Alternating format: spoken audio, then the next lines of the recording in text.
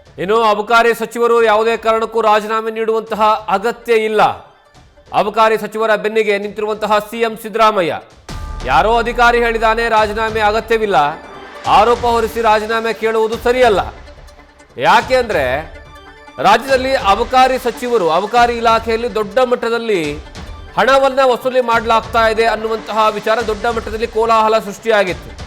ಒಂದು ಕಡೆಗೆ ಅಬಕಾರಿ ಇಲಾಖೆಯಿಂದ ಏನು ಲೈಸೆನ್ಸ್ ಅನ್ನು ಕೊಡ್ತಾರಲ್ಲ, ಆ ಲೈಸೆನ್ಸ್ ಕೊಡುವಂತಹ ಸಂದರ್ಭದಲ್ಲಿ ಹಣವನ್ನ ಬೇಡಿಕೆ ಇಟ್ಟಿರುವಂತಹ ಪ್ರಕರಣ ಒಂದಾದ್ರೆ, ಮತ್ತೊಂದು ಕಡೆಗೆ ರಾಜ್ಯದಲ್ಲಿ ಪೂರ್ತಿಯಾಗಿ ಅಬಕಾರಿ ಅಂಗಡಿಗಳಿಂದ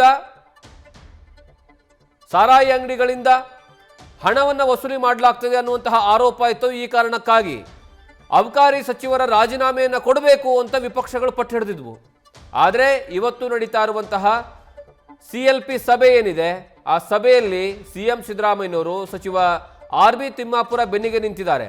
ಯಾವುದೇ ಕಾರಣಕ್ಕೂ ಸಹ ಯಾವುದೋ ಅಧಿಕಾರಿಗಳು ಮಾಡುವಂತಹ ವಿಚಾರಕ್ಕೆ ಅಥವಾ ಆರೋಪಗಳಿಗೆ ಸಚಿವರು ರಾಜೀನಾಮೆ ಕೊಡುವಂತಹ ಅವಶ್ಯ ಇಲ್ಲ ಅನ್ನುವಂತಹ ಹೇಳಿಕೆಯನ್ನ ನೇರವಾಗಿ CLP ಸಭೆಯಲ್ಲಿ ಹೇಳೋ ಮೂಲಕವಾಗಿ ಸಚಿವರ ಪರವಾಗಿ ಎಲ್ಲರೂ ನಿಂತುಕೊಳ್ಬೇಕು ಅನ್ನುವಂತಹ ಸಂದೇಶವನ್ನು ರವಾನೆ ಮಾಡಿದ್ದಾರೆ.